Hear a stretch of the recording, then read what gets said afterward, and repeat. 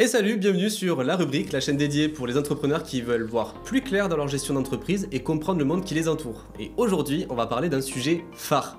On a tous vu passer ce mot TVA sur une facture, sur un ticket de caisse, sur une déclaration. Je dois la payer, je dois la facturer, je dois l'encaisser. Mais c'est pour qui? C'est pour moi? C'est pour l'autre? Non, on sait pas. Mais est-ce que tu t'es déjà dit ça en parlant de la TVA? T'inquiète, tu n'es pas seul. Cette taxe, elle peut être partout, sur tes ventes, sur tes achats, tes devis, tes déclarations, et pourtant, personne ne t'a jamais expliqué clairement ce que c'est. Résultat, t'as peur de mal faire, tu repousses le moment de t'y mettre, tu comptes sur ton comptable sans trop savoir ce qu'il fait. Ce que je te propose, c'est de t'accrocher, je te fais la version express en 5 minutes chrono.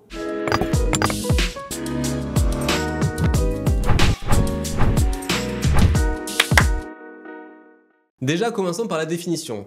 La TVA, c'est une taxe indirecte sur la consommation qu'on paye tous. Et elle est indirecte car ce sont les entreprises qui la collectent pour l'État. Donc c'est pas l'État qui la collecte directement, ce sont les entreprises qui la collectent pour l'État et qui la reversent à l'État. Pour te schématiser le tout, c'est assez simple. En gros, une entreprise va vendre et émettre une facture auprès de consommateurs finaux qui vont acheter et payer la facture émise par l'entreprise en TTC. Le TTC se décompose en deux choses. Le hors-taxe conservé par l'entreprise et la TVA qui est reversée à l'administration fiscale. C'est ce qu'on appelle donc la TVA collectée sur la vente. Alors, la TVA, c'est la taxe sur la valeur ajoutée. Concrètement, ça veut dire quoi? Ce que signifie la TVA, la taxe sur la valeur ajoutée, c'est que tu payes la TVA uniquement, comme son nom l'indique, sur la valeur ajoutée que tu as créée.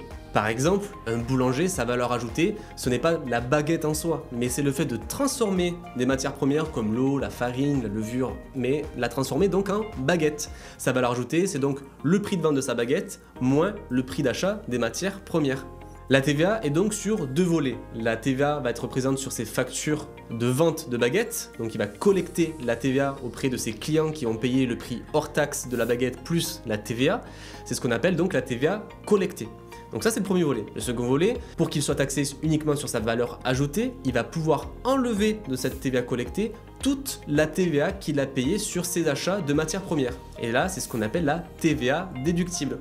Si on fait le calcul suivant, TVA collectée moins la TVA déductible, on va obtenir deux types de résultats. On va obtenir dans un premier temps éventuellement la TVA à payer car il aura plus collecté de TVA sur ses ventes qu'il doit reverser à l'État que de TVA déduite de ses achats. Et la seconde option, c'est le crédit de TVA remboursable, car il a trop payé de TVA comparé à la TVA qu'il a collectée. Donc, c'est pas lui qui doit de l'argent à l'État, c'est l'État qui doit lui rembourser ce reliquat. On a vu le fonctionnement, mais alors, est-ce que le taux de TVA est-il forcément de 20%? Alors justement, ce que tu dois savoir, c'est qu'en France, il y a 4 taux disponibles.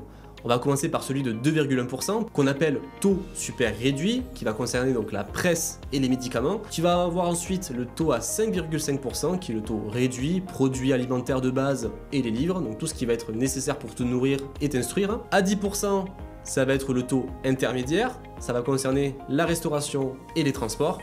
Et tu as bien compris, le dernier taux, 20%, le taux normal, et bien là, donc, ça va être tout le reste. Mais alors, qui en France doit facturer de la TVA? Déjà, tu as toutes les personnes physiques, donc EI, micro-entreprises, et également toutes les personnes morales, SAS, SARL, qui réalisent donc de façon indépendante des opérations économiques, donc de la vente, de la prestation, en France, sauf dans certains cas d'exception. Déjà, tu vas voir la fameuse franchise en base que tu as sûrement déjà entendu parler, qui est un régime de TVA ouvert aux entreprises qui ont un chiffre d'affaires qui est inférieur au seuil qui te permet donc de ne pas facturer de TVA. Donc ça c'est le premier cas. Le second cas, ça va être une entreprise qui dispose d'une activité exonérée. En effet, il y a beaucoup de professions médicales, certains types de locations et les opérations d'assurance qui ne sont pas concernées du tout par rapport à la TVA, et ça, peu importe le chiffre d'affaires. Aujourd'hui, en France, il existe 3 types de régimes pour déclarer ou pas ta TVA. Déjà, tu as le fameux régime franchise en base, donc que je t'ai légèrement spoilé, qui te permet donc de ne pas facturer de TVA et donc de ne pas en payer auprès de l'État. Tu vas avoir ensuite le réel simplifié et le réel normal également.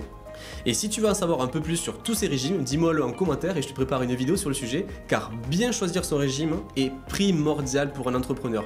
Un oubli, des erreurs, et c'est la possibilité accrue d'avoir un redressement fiscal. D'ailleurs, le sais-tu, mais la TVA est l'un des premiers motifs de redressement avec des sommes astronomiques. D'où l'importance de te faire accompagner par un cabinet d'expertise comptable qui réalise pour toi tes déclarations fiscales comme celle de la TVA. On arrive à la fin et si tu as aimé ce contenu, prends une demi-seconde pour lâcher un like, abonne-toi et active la cloche pour ne rien louper et je te dis à très vite sur la rubrique des entrepreneurs. Ciao ciao!